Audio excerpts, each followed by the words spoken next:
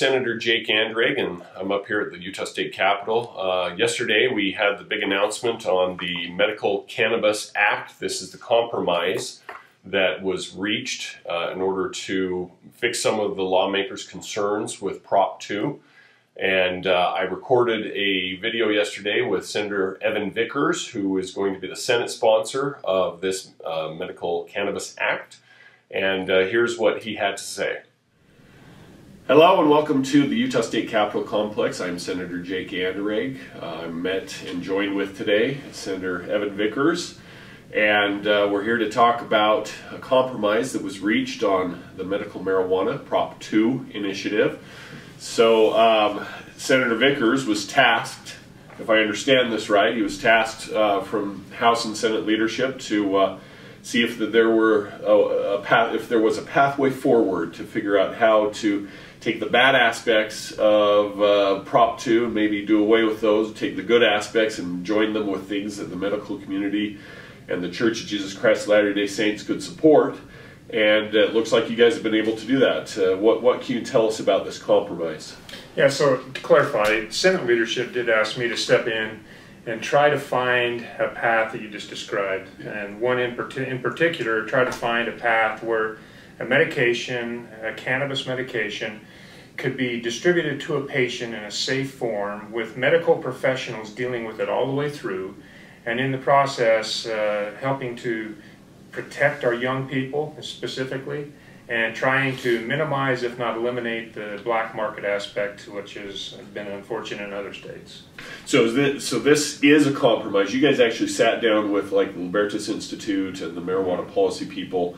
What were some of their key concessions that they were willing to give up, but what were some of the things they absolutely stuck that they said they needed to have? Well, some of the things that you hear that have been troubling components in the Proposition 2 language, specifically from the opponents, is that ability to grow your own, whole plant, destroy records within 60 days, requiring people to destroy records within 60 days. Those were some troubling components. So, you know, and this is a true compromise. I mean, it was one where we had long meetings, sure, and discussing back and forth and going through line by line, going through a piece of legislation.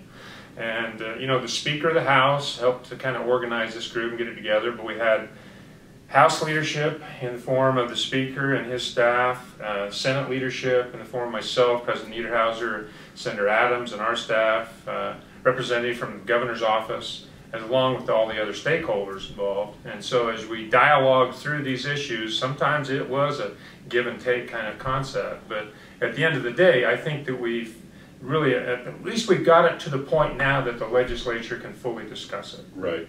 It sounds to me like from what I've seen inside the diagrams and stuff, and we'll make this available to you a little bit later this afternoon, but it sounds to me like this model has the potential of becoming a template for medical marijuana possibly across the nation. It does. It has some components that we've drawn from other states, best practices we've drawn from other states, but we've also got some unique concepts in there. So you're right, it could eventually become the role model for the rest of the country. Tell me about this one aspect here, which is the state central fill pharmacies. Like I'm used to my pharmacy that's down at the grocery store at the corner down there in Lehigh, but what is a central pharmacy? Good question. So this is a major component. So, and obviously with my professional background, I was kind of tasked. And your profession, you're a pharmacist. Okay. So, you know, to look at how can we deliver that medication, because one of the troubling aspects with a number of people in leadership specifically has been the dispensaries, you know, and how the unprofessionalism of them, if you've ever gone into one in another state. Central fill in the simplest sense. So a busy pharmacy uses central fill today. So for example, a busy pharmacy that has a lot of maintenance medications coming due, they will actually outsource those to a central fill, which is a closed door specialty pharmacy, which could be located anywhere in the state. And then that medication is couriered back to the pharmacy, and then they dispense it to the patient. The patient never actually knows that it didn't come from their pharmacy in their retail pharmacy. Okay. So we're using that concept. What would happen here is a central fill pharmacy that the physician would make the recommendation. It would go to the central fill pharmacy, and then they would fill the product with pharmacists doing the work, and then that would be couriered back out to a local health department for a pickup point. You have to have a pickup point. Now the counseling and the interaction between the patient happens with the pharmacist from the central fill pharmacy. Okay. They will have educational component to it, but they also, that goes back to the patient, but they'll also dialogue with the patient, and they can also they'll become the experts and can dialogue with the physician as well. Now there's also a concession that there would be 5 retail cannabis pharmacies, and across the state. Across the state, most likely in the metropolitan areas. Sure. And these would be after a pattern similar to the Connecticut model. And so there's 5 states in the country that currently use a model that is more like a pharmacy than anything else. It's very pharmacy-like. Sure. So for example, I called and talked to one of the owners of the Connecticut pharmacy, and I said, explain to me, how does this work? And he said, in the state of Connecticut, every law that pertains to pharmacy, whether it be labeling, record keeping, counseling, continuing education, all those aspects of it, pertain to a cannabis pharmacy. So that's what we've tried to do here, is model both the central fill pharmacy and those retail pharmacies after that concept. So that makes that professional tie all the way through.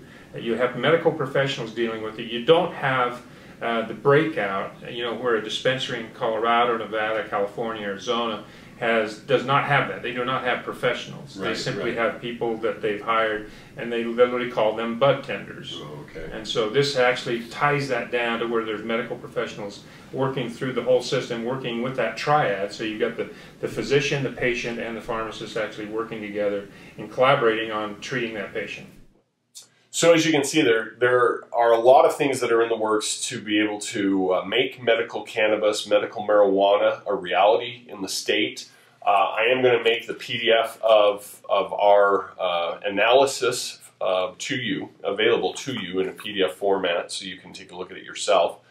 There are still certain questions that have to be answered. For instance, what happens with Prop 2? If it stays on the ballot, which it is, if it then passes, does this circumvent that? My understanding is it does. So if it doesn't pass, we are still committed to move forward in a special session after the general election in November to put this in place. So it's kind of a good faith effort. The proponents, the the Patients Coalition have agreed to pull back on a lot of their media buys and their public outreach. Because we are telling them we will move forward with this, whether or not Prop 2 passes or no. So with that, if you have any questions, please reach out to me. You can reach me on my cell phone, 801-901-3580. You can email me at jandereg@le.utah.gov. You can certainly go to my website. I'm going to post this on social media, so just reach out to me. Let me know what your thoughts are. I really look forward to engaging with you and getting to know your thoughts. This is a good faith effort, I think, and a good compromise. I'm going to be supporting this wholeheartedly. I will do everything in my power to make sure that we have a pathway for medical cannabis in the state that also has the safeguards and those safety rails in place. So this is Senator Jake Anderegg from the Utah State Capitol Complex saying, see you next time.